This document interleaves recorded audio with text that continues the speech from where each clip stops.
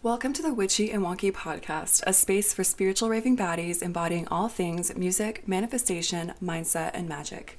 I'm your host, Rachel Brady, a digital vibe creator and storyteller who views festivals as portals, headbanging as healing, and raving as group therapy. Whether you're deep in your spiritual journey, reframing your subconscious beliefs, or just trying to figure things out, you are in the right place. Join me today as we lock in and get weird. Welcome back, my angels, to another episode of the Witchy and Wonky podcast. I'm Rachel Brady, and as always, thank you so much for being here, whether you are a new listener and just stumbled upon this, or you've been listening for a while. You are in the right place, and we are always happy to welcome more spiritual raving baddies to the mix. As I'm creating this podcast episode, I returned from another festival last week called Thunderdome, which, if you aren't familiar, is a 3-day show put on Excision in Tacoma, Washington, and it's known to be the final boss of production value. Every single laser you can think of, visuals, speaker quality, it really is an experience like no other. And it actually was on my bucket list before I even got into raving. So to finally go out and take it in and have it be a place where I released a lot of emotions and finally shed a lot of things I was holding on to was really special. As we've talked about here before, festivals come into different seasons of our lives, and sometimes they can be lighthearted, playful. Other times they're a space where we can practice introspection and go deep. So for this one, I really wanted to remain detached to how things were going to play out and trust that I would get what I needed out of this weekend. And that is exactly what happened. I had an amazing time. I was able to meet some online friends, make some new friends, strengthen existing connections, and finally let go of something that had been, to completely honest, clouding my vision for a long time. So while there was some pain and darkness involved, the clarity and sort of quote sun coming out of the rain moment really did shine through. And that's exactly what I needed as we all gear up for a period of pretty intense transition, it seems. If you are familiar with the astrological realm, you might have also heard a lot of talk about the year of the fire horse, which of course is rooted with the Chinese zodiac calendar. And there was also the new moon and a solar eclipse, along with a merging of many culturally significant celebrations. So even if you aren't necessarily familiar with all of these, you might have noticed a big energetic shift over the past few weeks, especially with the current geopolitical climate, because that is of course connected. There is a lot of change in the air, a lot of uprising, a lot of shedding. So whatever time you find this podcast or listening to it, I hope that you are doing what you can to take care of yourself, those around you, and just know that no, it's not just you. We are all feeling it in our own way. And that's honestly why I wanted to discuss today's topic around this time, because it can be easy to get caught up in the energetic windstorm, so to speak, and not be able to discern where your energy starts and the energy of others begins. So while it is important to practice empathy and compassion and not abandon our deeply feeling selves, energetic protection is important now more than ever if we want to navigate emotionally intense times and be able to sustain ourselves so that we can show up for others with full hearts. So this topic is near and dear to my heart, especially if you are also a highly sensitive person, an intuitive person, someone who just has a lot of sensitivity when it comes to energy, and you sometimes leave large social events feeling drained or overwhelmed because you feel like you're taking a lot of energy that doesn't belong to you. And this is the concept, like I said earlier, of practicing energetic protection during festival season.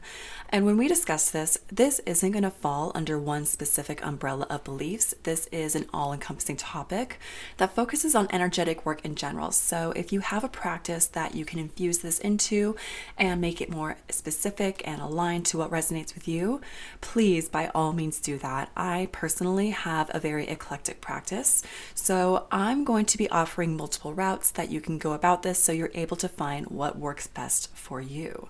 So let's first introduce the concept of spiritual hygiene in general. So spiritual hygiene is referring to the practice of protecting, cleansing, and maintaining your energetic body and field. And this has also been referenced as your aura or your auric field. And these teachings are mainly rooted in ancient Eastern philosophy. As an example, we have the concept of qi, or fundamental life force, from Chinese traditional medicine. And of course, we have the chakras, which stems from ancient India and describes spiritual energy points throughout the body. And there are multiple other interpretations that these concepts have been passed down through, especially as they made their way historically through the Western world and more modern psychological lenses. So it is so important that if we are interested in integrating these topics into our practice, that we take the time to properly research and learn about them so that we can properly incorporate them without whitewashing or appropriating, but hopefully you already were aware of that. So to keep it nice and simple and not flood you with information, let's just get on the same page with discussing our general energetic field or auric field that surrounds the body. If you find visualization helpful, you can imagine yourself giving off an invisible light or glow around you. And a simple definition that we can use is this electromagnetic field emanating from and grounded by the physical body. And this field allows us to connect to higher states of consciousness, to spiritual realms, and it interacts with energy around us as well. So why could this be helpful to learn about when it comes to festivals? So if you've ever left a festival feeling drained, and I'm not necessarily talking about the physical drain, that's totally understandable with lack of sleep and just festival activities. I'm talking a mental, emotional, spiritual drain that goes beyond the post-festival blues. This might be especially helpful for you. After all, if you've been to a festival, you know that they can be very amplified energetic fields and high stimulation zones. You've got the music, the visuals, the lasers, the crowds. If you partake, the substances, the emotions. A lot of these circumstances can carry a lot of intense energy that isn't necessarily our own. And when this interacts with our own energetic field, it can manifest in ways that are honestly kind of confusing if we aren't aware of it. We're talking sudden mood shifts, feeling drained after sets for no obvious reason, absorbing others' emotions, that's a big one. And this isn't meant to fearmonger or say that you have to avoid anything that is deemed, quote, low vibe or anything like that. This is meant to empower you because we talk about the physical preparation that comes with festivals like hydration and nutrition, but I believe that energetic protection and preparation can also be prioritized, especially if you are, like we said before, a highly sensitive or intuitive person. I personally see this as a form of energetic sovereignty and being able to discern what is fueling me versus what is draining me, because this is not a one-size-fits-all situation. There are some festival circumstances that might affect me personally different than someone else, so we're not going to demonize or shame anything here. We are simply going to take our power back to ensure that we are aligning with what is meant for us.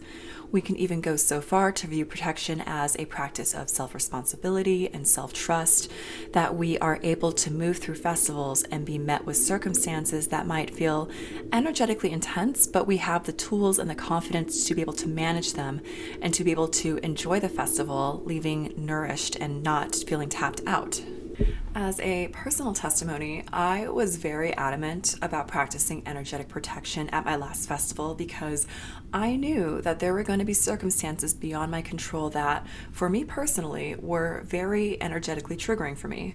But instead of being fearful or avoidant of these circumstances, I was able to practice energetic protection in ways that we'll discuss in this episode, and it was an absolute game changer in how I made decisions, how I took things less personally, how I didn't internalize things that didn't have much to do with me, and with how clear-headed I was in finally setting boundaries that were aligned with the protection that best serves me in this season of life.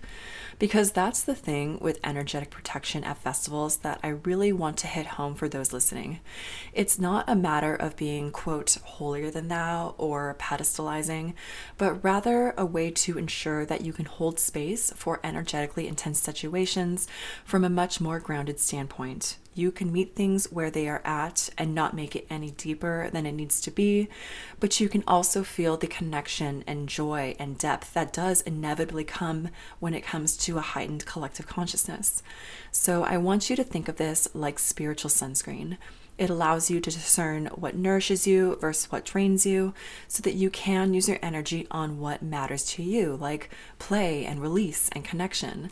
And with that in mind, let's dive into the 3 ways I practice energetic protection at festivals. And as always, take what resonates, leave what doesn't, and let's get weird.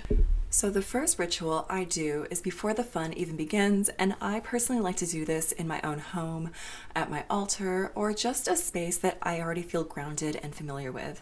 And that is any sort of pre-festival energetic cleansing.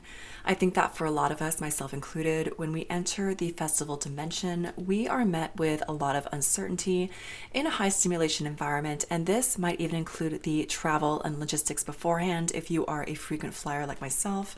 So I personally believe that it can be very helpful to set aside some intentional time before even leaving to clear out your energetic field, call your power back, and figure out what is going to work best for you for the upcoming festivities. This will be very helpful if you know that there is going to be some more intense energy to navigate, such as it being a new festival that you're not familiar with. Maybe it's during an emotional time in your personal life, so you're going to have that heightened sensitivity. Maybe there are people that you know will be there that will trigger you, or that you want to not get caught up in their personal bubble of emotions. This, along with much more practical boundaries that we can discuss later on, is going to help you get in a much more empowered and grounded headspace, which if you are a spiritual baddie like myself, you know that this can create the lens through which you're going to experience the festival. So one of my favorite ways to clear out energy and sort of create a spiritual refresh is something that I actually do every day, and that is an incense cleanse. I personally like to use incense because there are multiple varieties based on your intention. Lavender incense is great for sort of peaceful protection, while dragon's blood incense really amps up that fiery energy for a spiritual shield. However, if your living situation doesn't allow for incense or you just aren't a fan of it, you can also do this in the form of sound clearing with a bell, with sweeping hand motions that represent sweeping away energy, or even use your shower as a form of a water cleansing. You don't need to make this fancy to make this effective. But to circle back, as I light my incense, I keep my intention in mind. I circle the incense all around my body, around my head, around my hands, even underneath my feet. I get it all in there. And while I'm doing this, I like to speak out my intentions because words are spells. And I really don't have a strict way of going about this, but it usually is pretty intuitive and is based on what I need in that moment. But I will say one of my go-to affirmations is, quote, "I release any negative or harmful energy that does not belong to me and call back my own power in its purified form." And I like to add the "in its purified form" part because one thing I've been taught when it comes to the topic of energy being taken or leaked out, sometimes it gets used by people that don't have your best interests at heart or only want your energy in ways that only serve them. So when we speak this incantation, this declaration of claiming our power back, we are doing so with the condition that it releases any negative or harmful intention that it might have been originally attached to it. Hopefully that makes sense. And you can do this as many times as you feel called to. This is called spiritual hygiene for a reason because we want to do our best to make it a consistent part of our practice for its fullest effects. And there are some seasons of life where you can feel your energy being affected more than others. So if you feel like you need to do it even a few times leading up to the festival, please have at it because you can make this as simple or as elaborate as you need. And that really is the beauty of weaving spirituality into our daily lives. It's not necessarily about one big ritual, but treating it as an act of self-devotion that we can practice within the micro moments, the magic in the mundane, as they say. The second way that I practice energetic protection at festivals is going to take place at the festival itself, and this is usually right before. So while we're getting ready, putting our baddie outfits on, hyping each other up, this, in my opinion, is such a sacred point in time because you are really getting in your headspace and setting your intentions without even knowing it. And this is what is going to make it so special to take a few moments to yourself to visualize your energetic protection. And what this makes helpful too is that you do not need to be at your most optimal, chill self. This is all about meeting yourself where you're at and not forcing yourself to bypass any emotions, but just take a moment to pause, ground, and then move forward. I've even done this in my tent when I'm just grabbing something for my outfit. I've done it multiple times in porta potties if I just need a moment to myself. It is all about being accessible and sustainable here. So the first thing I do is take deep breaths to regulate. Even if I have to focus on something on the ground or touch a piece of my jewelry to get centered, which I'll expand more on later, just taking a few moments to remember that my energetic field, although it is a part of a larger system, is of my own, that I can use my breath to find that inner space to lock into and focus on for the next step. One of my favorite ways to really hit this home is to imagine, and stay with me here, hopefully you understand the reference. If you remember the superhero movies where the hero's superpower was either like time travel or moving at the speed of light, they would have this moment where time slowed down and everything around them just became still or background noise. You kind of have that moment. This is the kind of visualization I like to do to really just have that moment of going below the energetic sea level, if you will, and just having one-on-one time with me and my higher self. And as you get into this headspace, you are going to visualize whatever resonates with you when it comes to protection. Some of my friends have told me that they like to envision a literal protective cloak around them. Some people prefer a soft golden light radiating around them as a shield. If you work with a spirit team or angels or deities and you want to call onto them and visualize them surrounding you, or ancestors, there are so many beautiful ways of interpreting this, and no way is the correct way. So this is where I really encourage you to see what makes you feel that sense of safety, because that is what is going to be the most important thing, making sure you authentically identify with it and it's not just something because you feel like you're supposed to. Because like we've said before, this isn't necessarily about being the most calm or chill, although we do love a regulated nervous system, but about knowing that you have a lot more power than you realize, and you can tap into that and to be able to curate a mini ritual that helps you feel accessible and sustainable when it comes to that power. So for the third way of utilizing energetic protection at festivals, we are going to dive in a bit deeper from a witchy perspective, because after all, that is my personal path. And one of my biggest goals here is to utilize lived experience. But if there are suggestions here that you listen to and you think, oh, I don't necessarily follow this path, but this reminds me of something that I can apply to in my own practice with my own flavor, please feel free to do that. Inspiration can take you anywhere. These are simply ways that I have both used myself and ideas that have been shared from other witchy ravers, and they don't necessarily need to be used all at once. It's all about being able to find what resonates with you so that you'll actually feel authentically connected to it and not overwhelmed to the point of losing yourself in the moment.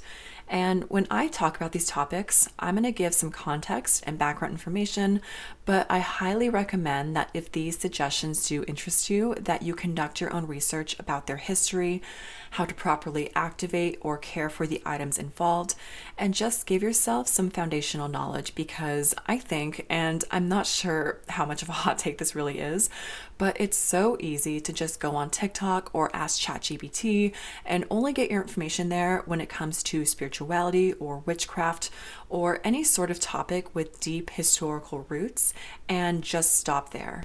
But this really does put us at a disadvantage with being able to go beyond the surface level appeal and add that deep, intuitive, personal touch that can't be digitally generated. So like I said, I'm always happy to provide resources if you ever want to message me. I will also include some links in the show notes, but I also wanted to make sure that we're all on the same page here.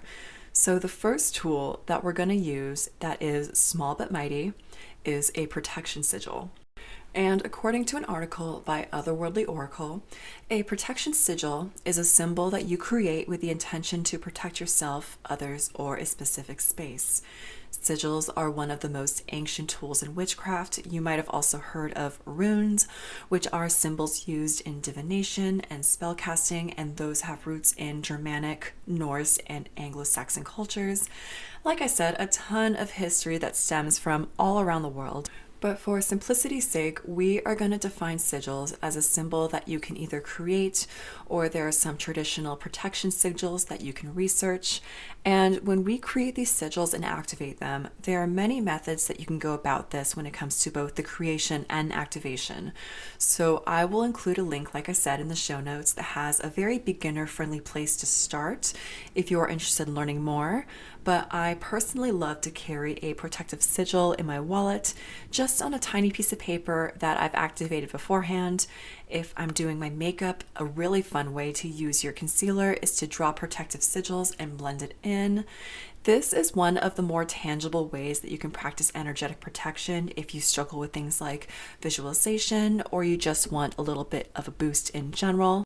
And that honestly is one of my favorite things about sigils, is that if you are creating your own, there are so many ways that you can do it. And also you can make this as expansive or as specific as you feel called to. So if there is something in particular that you feel like you want a little bit of extra protection boost with, you can make a sigil for that. So, like I said before, please take time to do research. There are so many resources out there, but definitely have fun with this.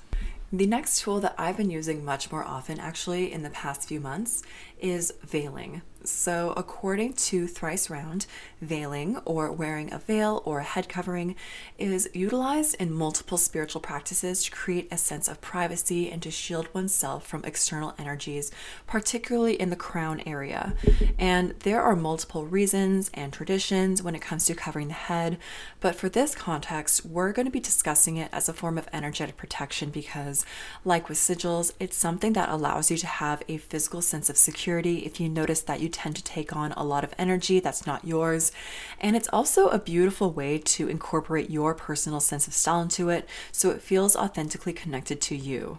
I personally love using bandanas and pashminas as a form of veiling, which we already have seen in rave culture when it comes to having pashminas sort of be this do not disturb if someone has it over their head and they're locked into the music. If you know, you know. And what I personally like to do is add some protection oil or incense cleanse my veils when I'm packing. Some people refer to this as charging the veil. So I can use the incense that we talked about beforehand, and I might even say something like, I bless and cleanse this item, let it cast out all negative and harmful energies surrounding it, and invite energy aligned with my highest and greatest good. Like I said, I personally am pretty intuitive when it comes to creating my own spells, but hopefully that gives you a starting point for inspiration. And finally, the third tool that I use for energetic protection is charged jewelry.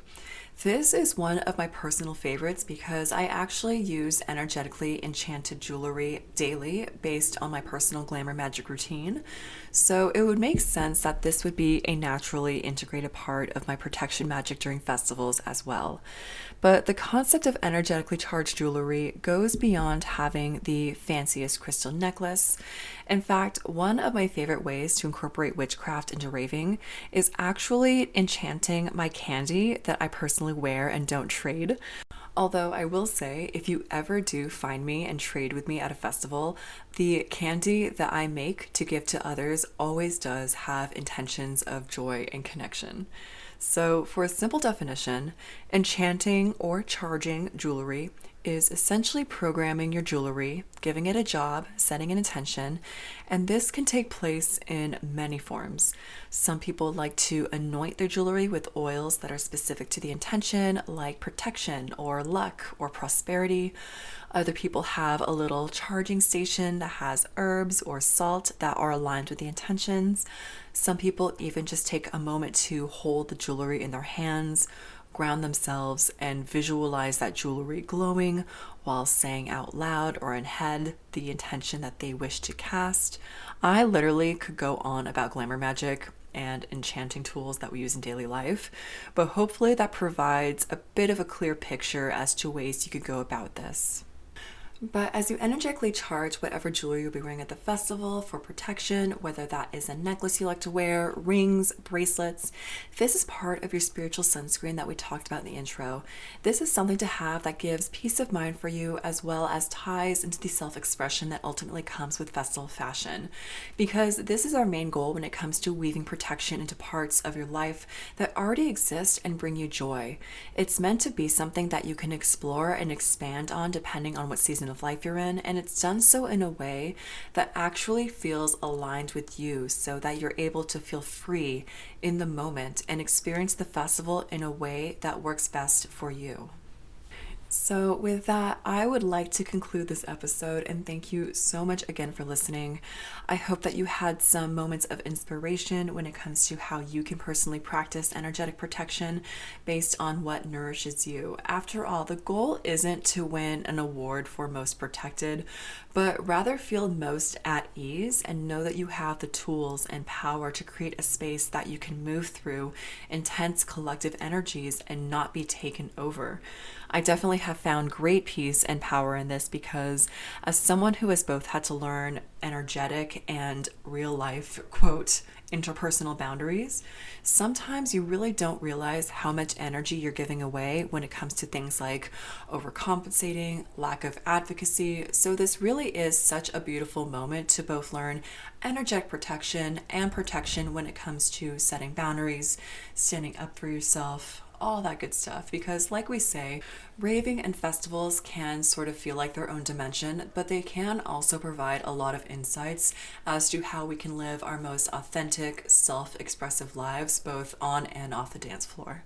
So, like I said, thank you so much for listening. If you want to catch me on my other socials, I am under both TikTok and Instagram with the handle Witchy and Wonky. I will have some links in the show notes before about more resources if you want to dive more into the topics that we discussed as well. And with that, I'm Rachel Brady. Thank you so much, and I'll see you in the next one.